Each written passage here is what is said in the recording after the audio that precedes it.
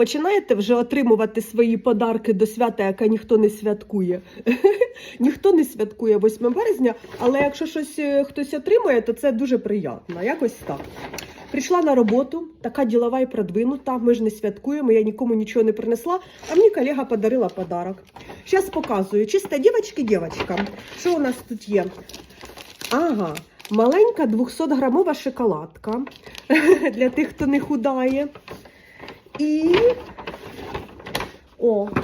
І набор чаю. Прекрасний подарок колеги для колеги. І от скажіть мені, пожалуйста, що в цьому поганого? Що в цьому поганого? От що приходиш і дівчата дарують тобі подарки. Ні, 8 березня, феміністки і так далі.